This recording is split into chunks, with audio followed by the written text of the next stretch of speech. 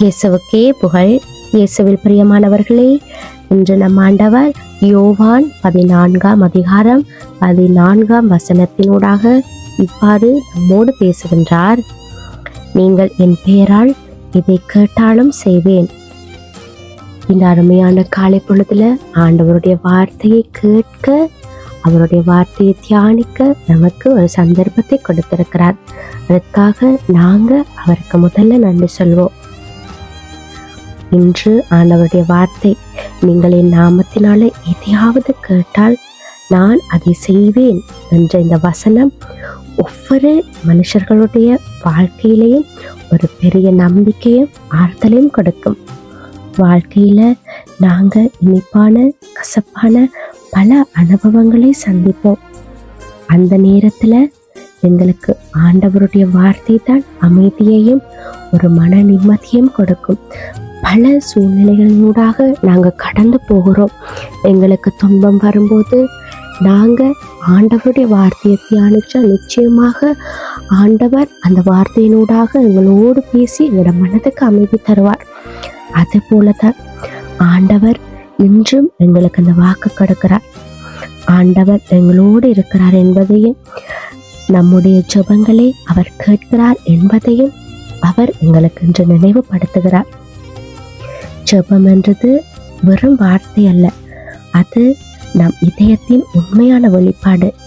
நாங்கள் ஆண்டவரிடம் பேசும்போது எங்களோட சந்தோஷங்களையும் துக்கங்களையும் தேவைகளையும் பயங்களையும் அவர்கிட்ட ஒப்பு கொடுக்கிறோம்.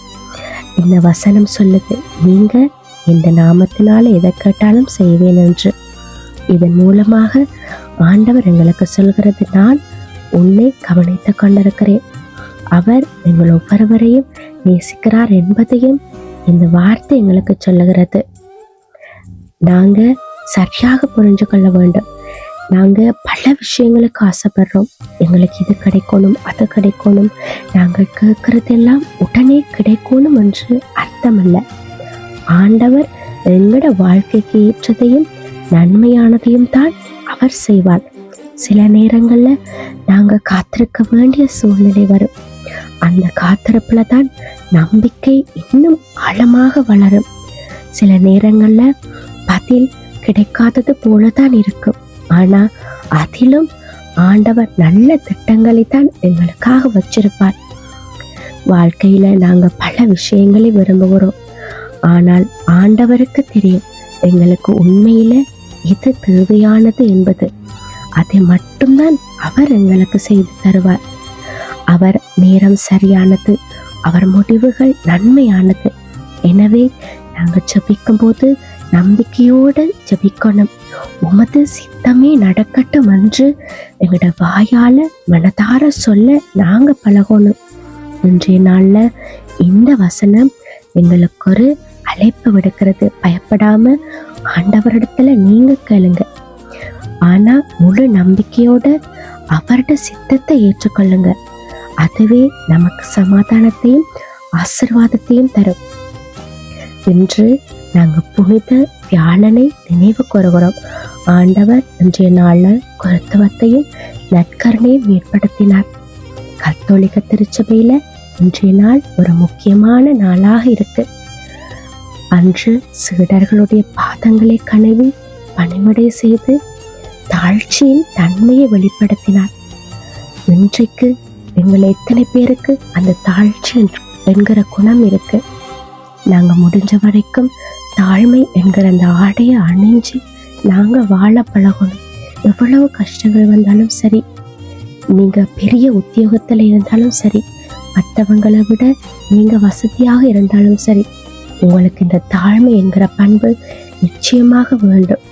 அதை நினைவு கூறத்துக்காக ஆண்டவர் இந்த புனித வாரத்தில் எங்களுக்கு ஒரு வாய்ப்பை ஏற்படுத்தி கொடுத்திருக்கிறார். அது மட்டும் இல்லாம இன்றைக்கு ஆண்டவரோட இரவு முழுவதுமாக செலவிடுறதுக்கும் அவர் எங்களுக்கு ஒரு வாய்ப்பு கொடுக்கிறார்.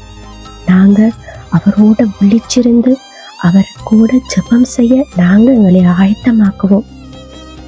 இந்த இரவுல நாங்க ஆண்டவருக்கு பக்கபலமா இருக்கணும். ஏனென்றா அவர் பாடு அனுபவிக்க போற அந்த இரவு தான் இது.